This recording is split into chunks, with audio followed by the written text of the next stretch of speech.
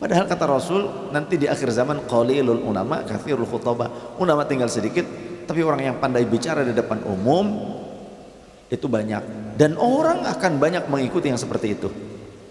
Ulama justru ditinggalkan. Sayati zamanun ala ummati yafirruna minal ulama wal fuqaha. Akan datang suatu zaman di mana umatku meninggalkan dan menjauh dari ulama dan ahli fiqih. Fayabtalihumullah bithalathi baliyatin. Allah akan menurunkan 3 azab kepada mereka. Ulah yang pertama, yarfa'ul barakah min kasbihim, akan dicabut keberkahan dari kasabnya. Walaupun punya pekerjaan, punya usaha, punya kekayaan, tapi keberkahannya hilang, dicabut oleh Allah.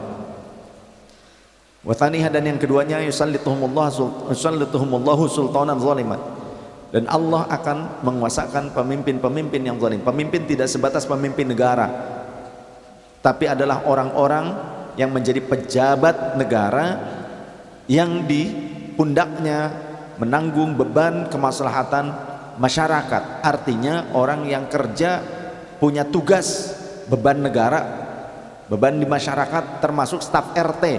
Staf RT itu masuk ke dalam kategori ini. Yang ketiganya, yakhrujuna minad dunya bighairi imanin, matinya nanti tidak akan membawa iman, tidak terasa, gak ada yang tahu pada saat mati kafir. Makanya jangan sombong dengan amal ibadah yang secuil ini, jangan merasa cukup. Jangan kita baru datang mendekat kepada Allah kalau menghadapi kesulitan. Baru datang mendekat kepada Rasulullah bersolawat atau ke majelis solawat di saat sulit. Baru datang ke ulama minta wiridan, mau wirid, minta doa kalau sulit. Itu pun cuma minta doa, ngikut doa, ngikut wirid enggak mau. Wirid sendiri enggak mau, doa sendiri enggak mau, mintanya di wiridin, didoain. Kalau enggak sulit, pleng, plus, minta doa pun enggak.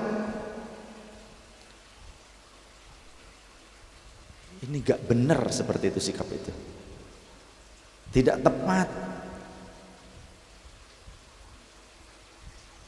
Ya. Bukan sifat sebagai hamba Allah yang benar-benar ingin mendekat kepada Allah. Bukan sikap seorang umat Rasulullah yang benar-benar ingin mengikuti jejak langkah Rasulullah. Bukan sikap sebagai orang-orang yang mengikuti ulama. Tapi kata Habib Umar, juga saya pernah membaca kutipan dari beberapa ulama dari kalangan Ahlul Bait Rasulullah SAW, kalangan habaib di Yaman. Salah satu kesombongan seseorang adalah ketika ia mengabarkan kepada orang lain bahwa ia telah bertemu dengan orang soleh yang bernama si fulan, atau duduk bersama orang soleh si fulan. Kalau sekarang foto dengan foto, ya, foto selfie bareng dengan ulama anu fulan, supaya membuat kesan kepada orang lain bahwa dia termasuk dari kelompok orang-orang soleh tersebut. Maka itu sesungguhnya adalah kedustaan dan kesombongan. Jadi dekatlah dengan orang soleh bukan karena pengakuan kita, tapi benar khidmat. Bukan cuma pengakuan, saya itu orang dekatnya ulama anu loh, fulan loh, orang soleh yang bernama fulan loh. Bukan itu, tapi buktikan saya itu salah satu pejuang, ikut membantu dakwahnya ulama anu loh, fulan loh, orang soleh anu fulan loh, aulia anu loh, fulan loh.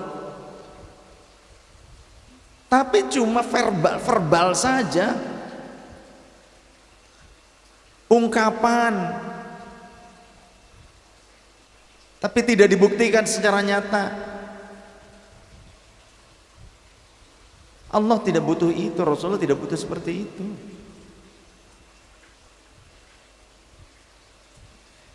Yang dibutuhkan kesungguhan kita.